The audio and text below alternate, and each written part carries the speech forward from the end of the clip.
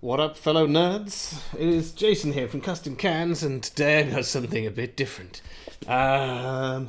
Basically, it's some people don't know what the point of their life is. They're aimless. They don't know where they're going in life. But I'm not like that. I know exactly what the point of my life is, and it is twofold. One is to increase the amount of happiness in the world. If you can, just every time you smile at someone or whatever, just you increase the amount of happiness in the world marginally. Yeah, try and do that whenever possible. And the other is to increase my own happiness by having cool toys. I've never seen the point of having loads of money, but having cool toys is where it's at. I know a lot of people who they've got high-paid jobs and they're deeply unhappy. I'm like, take some of that money, spend it on cool toys, you'll be happier. What are you playing at? Money is not the end goal. Happiness and toys, that's what you want. Speaking of which, Ultrahuman reached out to me and said, would you like a go on our cool new toy, the Ultrahuman Ring Air? And I'm like, wow, that seems like an unusual jumble of words that you've just used there. But yeah, basically, I'm a gadget fiend. I love gadgets. And if someone wants to give me a free toy, I'm like, yeah. But also, this is pretty cool. I don't have a smartwatch or a Fitbit or anything like that. And this is going to give me some cool data. I am a nerd at heart, and I love looking at charts and graphs. I can now take some graphs from myself. So anyway, without further ado, the plan is I'm just going to do a quick unboxing video. Then I'm going to put this thing on and I'm going to wear it for a week or so and just see what data I can get off it, what information I can learn from this cool thing, see how comfortable it is. Just live with it for a bit. So, nice packaging. Cardboard box. I like the typography on here. It's very nice. What's it say? Accurately measure sleep, recovery and movement to provide actionable health insights daily. Well, that's good. I think of myself as a relatively healthy person. I'm like nearly 50 years old, but I still get out and walk to work, skateboard, BMX, that kind of thing. Really interested to see what kind of data you get off this, because I think I sleep all right. I go to bed and I just fall asleep within 12 minutes. I know this because I set an audiobook timer for 12 minutes. Audiobook turns off. I hardly ever hear it turn off. So I fall asleep pretty quickly, and I wake up without an alarm clock. Every morning I'll wake up just when the sun rises. And, in the summer when the sun rises. At the moment I'm waking up at like 4 in the morning, which is a little bit annoying. So that's when the sun comes up. And then in the winter I normally wake up about 6. But how good is my sleep? What's the quality of my sleep like? I don't know. I often feel tired. I remember someone said, I can't remember who it was, they said, when you're a grown-up, your work is pretty much just working and sleeping, but for some reason you've never got any money and you're always tired. And I get it. So I'm hoping to get some insights from my circadian rhythms and things and see what that's all about. So let's get this bad boy out and have a look. So I've gone for a size 10 as I have relatively fat sausage fingers. It's very light. It's very light. I've gone for the titanium colour. And yeah, it looks like it's got a load of sensors, and it fits me perfectly. I went for the right index finger, but this size 10 should also fit on my left index finger and a couple of others as well. Yeah, most of my fingers are the same kind of size. This one, yeah. I thought a right index finger seems to be the right place to put it. You've got a flat spot on the bottom. I suspect you have to put that the right way up. What else do we get in the box? We've got a little stand. And again, all this packaging is cardboard. I'm giving extra points to everyone who's got cardboard packaging at the moment. This is the future. When I was doing product design, they were very keen on us designing stuff to be sustainable. And one thing that I didn't think about, because I am like, hang on, we've got a bit of foam here. Could have done away with that bit of foam, but I suppose it's protecting the ring. But I don't think you needed quite that much foam. A small square of foam above the ring would have saved you materials and saved the environment. I don't know what that foam is. It's a weird feeling foam. Ooh, that's weird. It's like a memory foam kind of thing. Is there anything else in here? Oh no, it doesn't come apart. But yeah, nice box. Could have done with less foam in there, maybe. Probably could have done away with the foam. But generally it's cardboard. Most of it is cardboard. I'm still giving them points. No plastic insert. So yeah, just a USB-C cable in there. So this is your little charging station. You just get your ring, plonk it on there. Oh yeah, it says it's the right shape, and then that charges up, so that'll be good. I wonder if they have to have different size charging things, because that seems pretty close fit on there. I wonder if they've got different Yeah, size 10 charging station. So yeah, so for every size, they've got to have a different charging station. That's what I was thinking, because like a smartwatch or a Fitbit, you could basically make one size with an adjustable strap, and it's going to fit everyone. For these smart rings, they've got to make different size rings for everybody. So you've got to have an inventory of all kinds of different sizes and colours, which means that you need, rather than having 5 different colours, you've suddenly got to have 50 different variations, because you've got different sizes and different colours.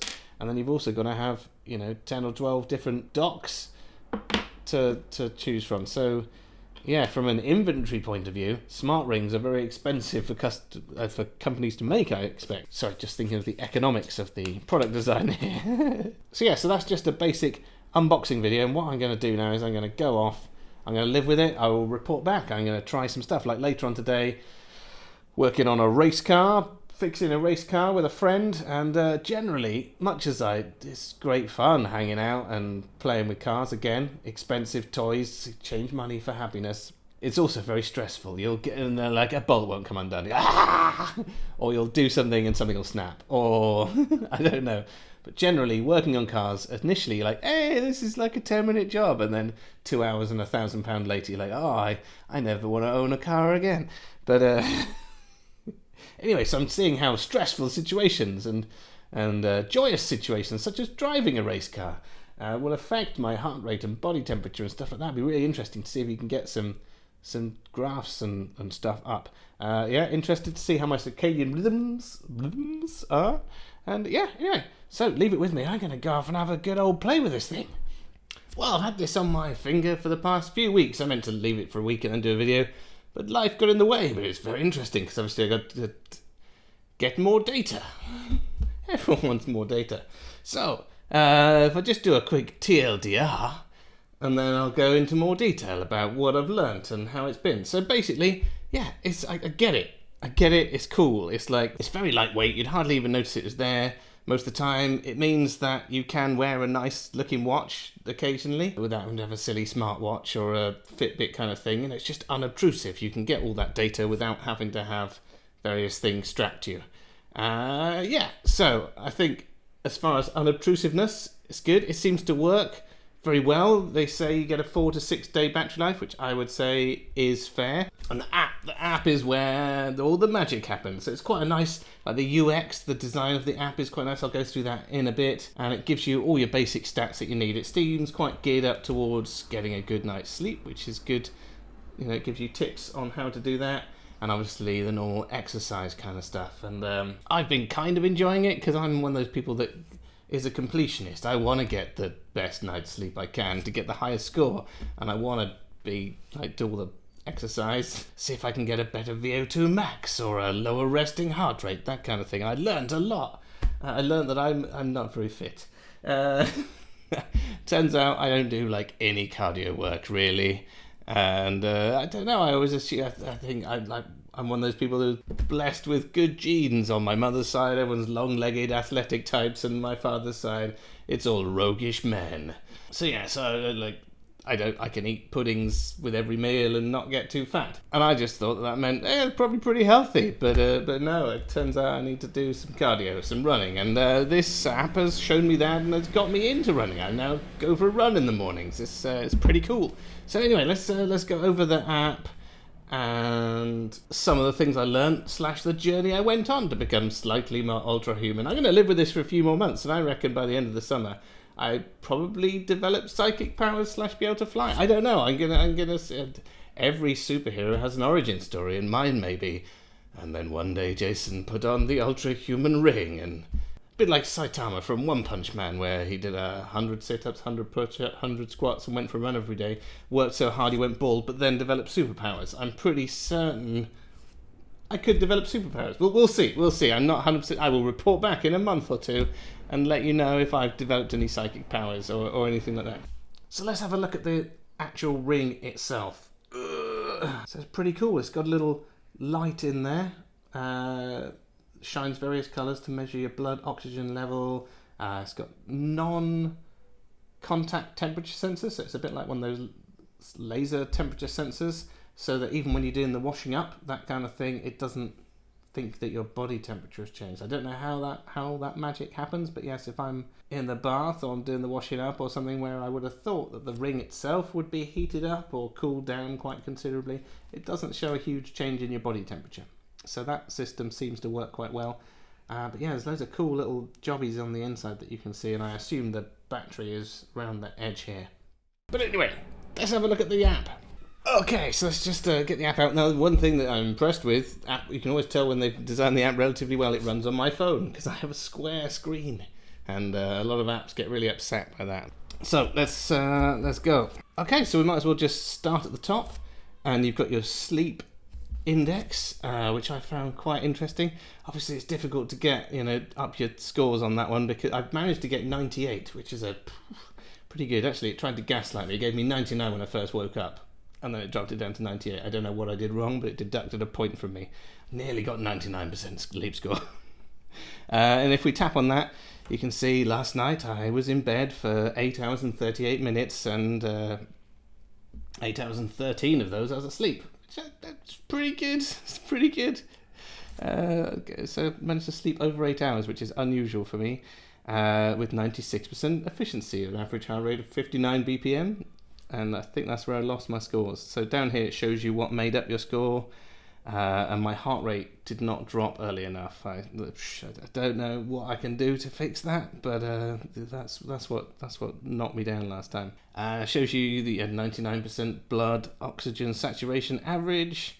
And then what I like down the bottom is a little graph that shows you when you were like in deep sleep, REM sleep, when you had like just woken up for a second and then went back to bed. I've got children and stuff. They come in the middle of the night and go like, "Oh, monsters!" And you can see that on the graph.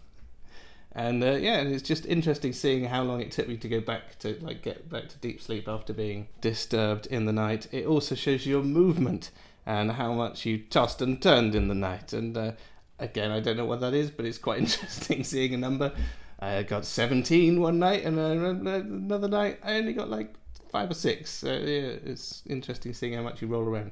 Obviously, at the moment it's the summer here. It's not that comfortable in bed. I'm probably not getting the best sleep I could get. My lowest heart rate in the night was 48 BPM, which anything under 50, I'm like, pretty good. When I started having the app, it was above 50. It was like 52, 53. I managed to get that resting heart rate down by running and stuff due to tips it gave me in the app. And my HVR and heart variability rate is nothing. I'd never heard of it before I started doing this, but apparently higher is better. And I've been trying to make it better by doing things like relaxing, which I'm very bad at. Temperature measures your skin temperature. I don't know, against the summer. I don't have a lot of control over we don't have air conditioning and stuff in the UK. You just get hot at night. That's just how it is. So the next one is dynamic recovery, and a lot of that is just metrics that we just covered in the sleep thing. So it's skin temperature, HVR, resting heart rate, sleep index, all that kind of stuff conglomerated, and it tells you like how much you're kind of recovering from all your exercise that you've been doing in the other apps, I believe. Movement. This one is easy to get 100% on. It basically wants like 11,000 steps out of you and 20 minutes of exercise. What I have discovered is if you're going for a walk, it will count that as a walk. Yeah, if I go into my stress rhythm, it will show me on a little chart when I'm doing workouts and when I'm walking and all that kind of stuff. So if you go for a walk, it will pick up that you're walking. But if you want to get maximum points, you have to tell it you're going for you're working out and outdoor walking, because then that'll count towards your activity time, which has to be 20 minutes. And if I walk to and from work, that's 20 minutes. If I do any working out other than that, who cares? I've already got the scores. It's all about getting the top score. So where was I? Movement score. So it wants 11,000 steps out of you as standard. I think you can change that in there. And that was quite interesting because I work from home a lot.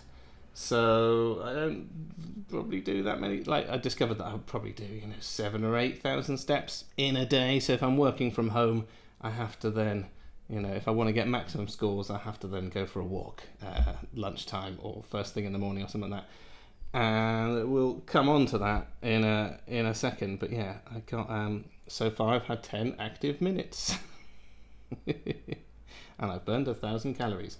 This is another thing, that the calories, certainly if I'm trying to get 100% on all of this stuff and working out, sometimes I'm burning like 4,000 calories in a day, and I'm like, God damn it, I'm going to have to eat some more in order to keep up with this thing. Because I think I lost 2 kilos in the first week just trying to keep up with the movement score. So you have to eat more to make sure you replenish those calories that you burn.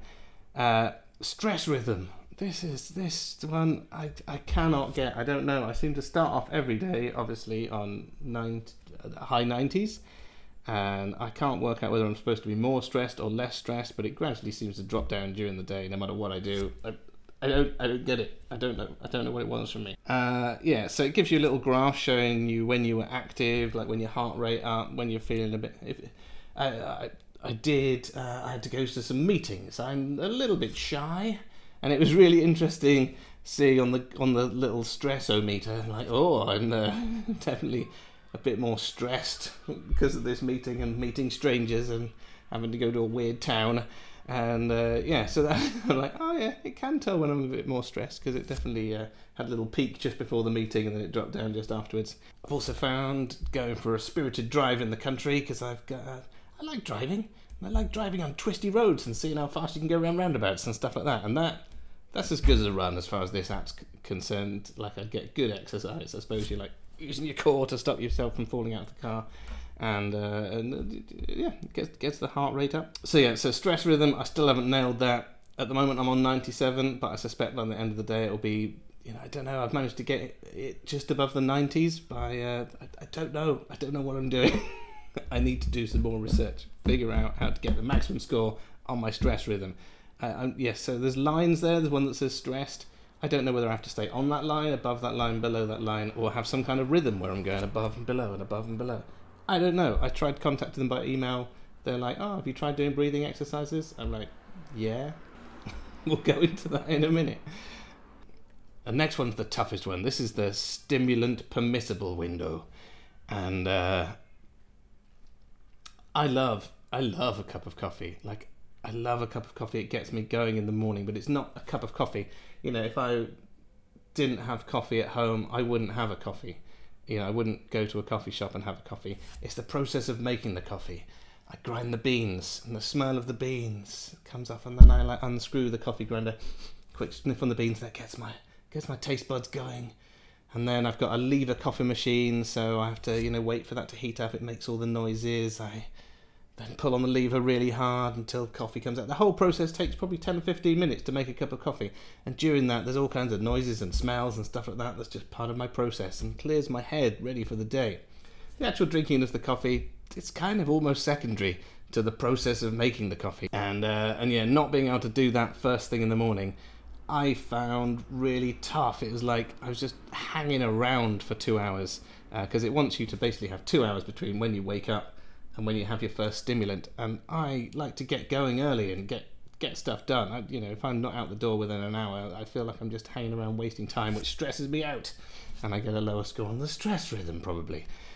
So it's difficult, but the app did change my life ever so slightly, because I'm like, when you wake up, it gives you a little countdown saying, if you do some exercise within the next hour, I'm going to give you 5 extra points. And I'm like, okay.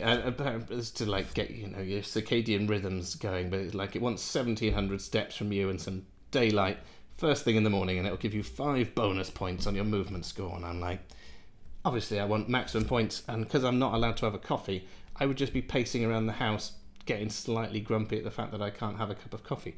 So instead, what I'm doing is I'm getting out, getting my you've only got a short window between to get these steps in. So I'm getting out, getting my stuff on, having a quick drink of water, and then going for a run. That's good, because I'm built for running. Like, genetically, I think I've come from a line of runners, but I don't really run. But I've started running, and I'm like, hey, this is pretty good. And luckily, even though I live in the ghetto, I am rich people adjacent, which means that around me there's lots of large houses with rich people in, and beautiful parks everywhere, like loads of them. So I can go out in the morning as the sun's rising, go for a lovely run. There's look at this, and look at that, and you got the Pittville pump rooms here, which has stairs, so I can do that rocky thing where you.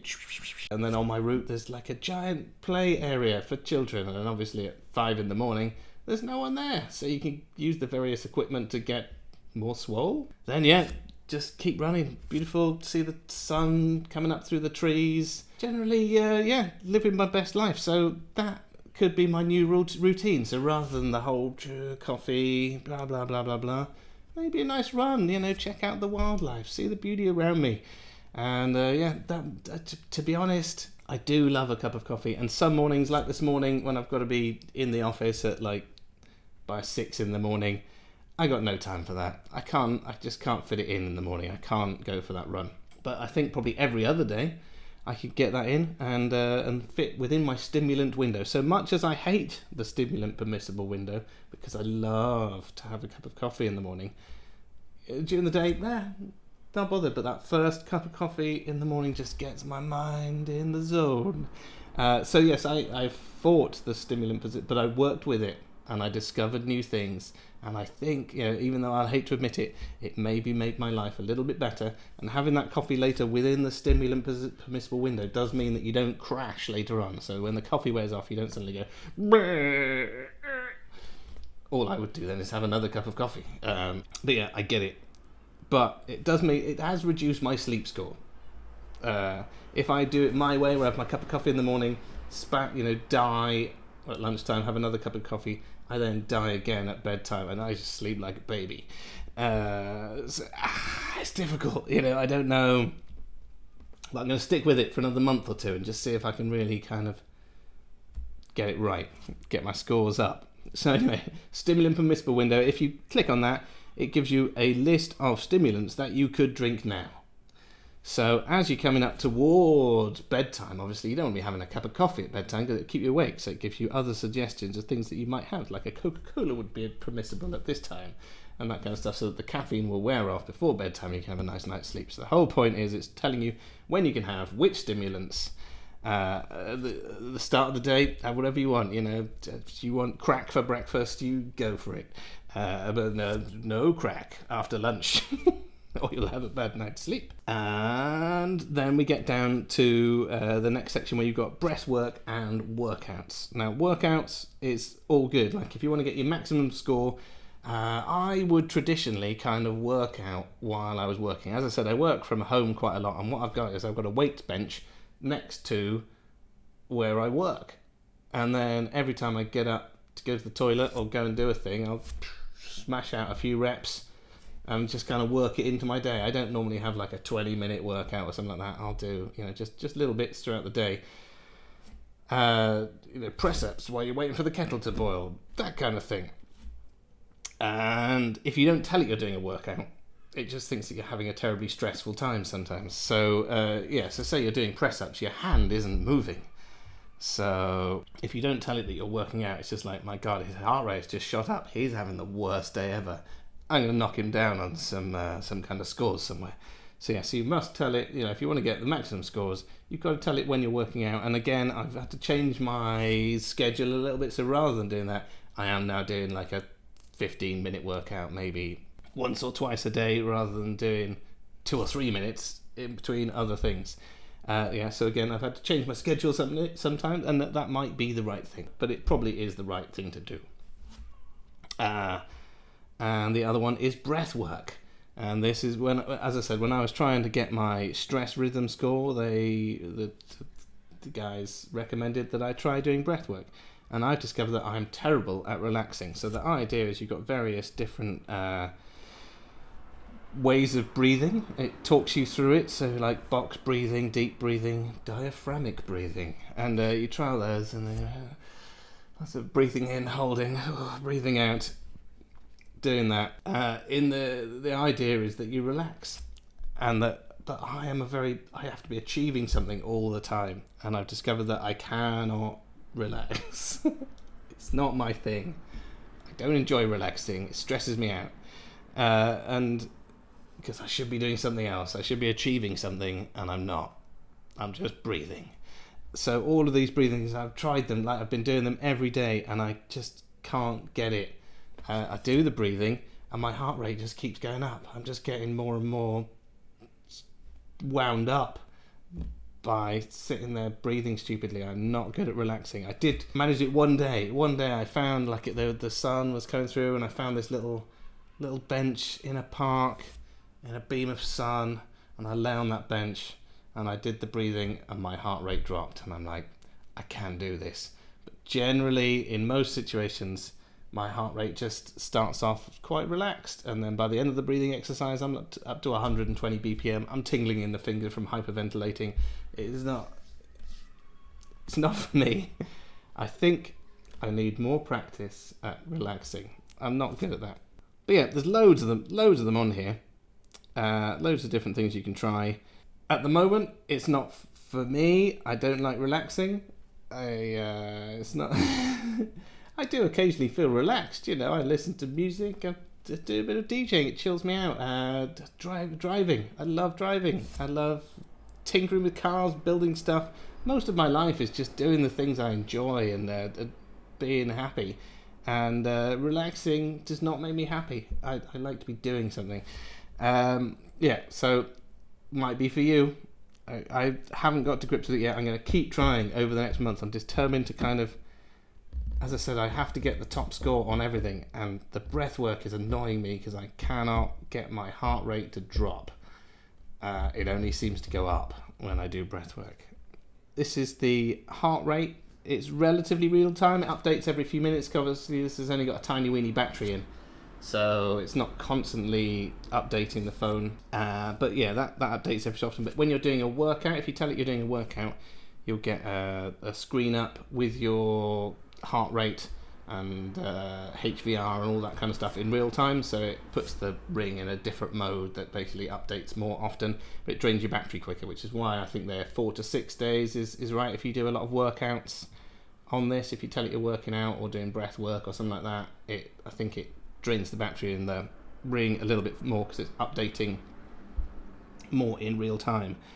The other thing is if you're doing the workouts, if you're doing running or something like that, it plots it on GPS, so it gives you a little route, shows you how fast you're running, shows you how far you've run, all that kind of stuff, which is great unless it loses the GPS signal or your phone goes into a low power mode or something because your battery's low. And then it's like, oh yeah, you ran here and then you just teleported back. And like, no, I didn't. I've just ran 3 kilometers and you've done me out of a kilometer there. Curse you. The app is still getting updates all the time, and I think it's partially down to my phone, but there was a couple of times where it shortchanged me on a run, and I'm like, screw you guys. I ran much further than that. Look at the plot on the map. I went all the way. Yeah. Anyway, I got shortchanged. But yeah, as long as I keep my battery, as long as it doesn't go into low power mode and stop it from running in the background, then yeah, I get my full score on that. So that's something I had to, like, there was a couple of times where I got back, and yeah, I've run at this, like, I've got up at 5 in the morning, gone for a really long run, come back and it's like, oh, you've done 1.7 kilometers. No, I haven't. I've done a lot more than that. Damn you. Sorry, me, as you can tell, me in this app, I've been working with it, but occasionally I'm like, screw you, app. That's more of a me thing than an Ultrahuman thing. My VO2 Max is at 46. And that, it was interesting because I was gonna do this after about a week of doing it, but then I got a stinking cold. I still sound a little bit grotty. I got a cold, and it was really interesting seeing on here, like, my VO2 max dropped right down to like 40 when I had a cold, and generally it was telling me that I was dying. And I'm like, yeah, I feel like I'm dying, and the app agrees, which is good. And my temperature was up and all this kind of stuff. And I think there should be an option on here to tell it you've got a cold, because otherwise it's just like, oh, suddenly you're very unfit and get back at it. And like, I'm dying, leave me alone. So you should have I think maybe a button on here for saying I've got a cold, and then it goes into another mode where it's just about recovering. We can't be running every day. What have we got? So HVR is something I didn't realise, but yeah, it's like the difference in timings between your heartbeats, and more is more good, or mine is very low. I did manage to get that up when I was running every day, and obviously when I got when I got a cold, I wasn't running and it dropped back down again, so I still need to do that. Resting heart rate, this is while you're asleep, so it's cheating a little bit. It's not your resting heart rate during the day. Like, if I can get my resting heart rate during the day down to like 59, I'm happy. If it's below 60, I would like to get that lower again. I'm going to be doing some more running, trying to get a better, so as I said, I don't really do a lot of cardio, so hopefully that can improve. And then we got SMART goals. So I need to do. So this is how you get your good scores, I think, is looking at your SMART goals. So steps, I've done nearly 3,000 out of 11,000. Active hours, 2 hours out of 10 hours. So it's just like not being lazy during the day, moving around. Active minutes, that is your workout minutes. So you have to tell it that you're doing a workout, I think, and then you get 30. I'm sure it used to be 20 minutes. Maybe it thinks I'm fitter and I should be doing 30 minutes now. But 10 out of 30 minutes in the day. So 3 10-minute workouts or 10-minute runs or 10-minute walk. You know, if you, as I said, you can put it, if you walk into work, you can say I'm doing an outdoor walking workout, and then you get your minutes. So it's just a cheat code for you guys. Go to sleep early, wake up early, sleep duration, workout minutes, all that kind of stuff. Oh no, sorry, workout minutes is 20 minutes. I've got 24 minutes because I took the long way to work this morning. Active minutes, it's got me there. That must be like you have to get your heart rate up over a certain level to get that. But we'll smash that, don't you worry. Later in the day. And then you just get stats about you can see where your battery's at. Mine's at 36, so it needs charging.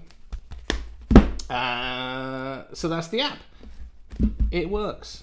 Like, the Ring is cool. It's just got loads of sensors. It's the companion app.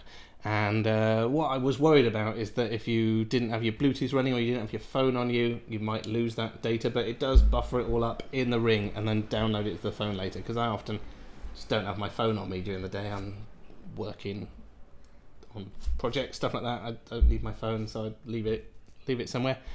Yes, it will save up all that data and download to your phone later. It takes quite a long time to download, I suspect. Obviously, it's a very low-powered device because it's only got a tiny weeny battery, and it'll take a little while if it hasn't been near your phone to download and update all of your stats on there. Occasionally, it just seemed to give up downloading, and turning off my Bluetooth and turning it back on, it seemed to start up again. I don't know whether that's just my phone or whether it's one of those things where it's still occasionally it would just kind of stall during the download and you'd have to kind of restart it. But generally it works pretty well. It just takes a little while. You could be looking at 2 or 3 minutes while it downloads all the data if it's been away from you. Like when you wake up in the morning, it's got all that data from your sleep. Takes a few minutes for it to download and update all your stats on there, and you just have to kind of deal with that. That's just how it is. It's not real, it's not super quick if it's been away from your phone for a little while. But yeah, overall, I've really enjoyed it. I've never had any kind of fitness tracker or anything like that before. And it was really interesting seeing how different situations I ended up in affected my heart rate and temperature and all that kind of stuff. How the breathing did not relax me. My heart rate and temperature just kept rising the whole time. So I know it's been a bit long-winded, but yes, it's quite an interesting thing. Obviously, if you're considering buying something like this, it's good to go through all the stuff you get. But yes, certainly, I think that this has probably made me a fitter, healthier person, owning this. It's given me that little impetus, the push I needed to maybe do some more running, which I didn't really do. Occasionally went cycling, skateboarding, that kind of stuff, but I'd never just go for a run. Unless I wanted to get somewhere quickly. If I'm late for work, I would run to work, but I would not run just for running's sake. Whereas that's probably good for your heart. So this has given me a push in the right direction. It's relatively comfortable. It's got a slight edge to it. Like if I rub my eye, I will occasionally catch the ring on my eye and it really hurts. 99% of the time it's super comfortable. When I'm driving, it pinches a little bit, but I put it on a different finger and it's fine. If I put it on my, whatever the ring finger is on your right hand, it's much more comfortable. For driving, I just like the look of it on the index finger. I think that's where it looks best. But these are the brakes. So yeah, if let me know what you think. Have you had a similar experience with any kind of fitness device where you've put it on and suddenly you're like, hey, living healthily is actually pretty good. But yeah, I think it's really the app. Obviously, that's it. You just want the app, but that is the least intrusive way, I think, of getting that data from your body to the app. I think that just doesn't get in the way in life. You know, I'm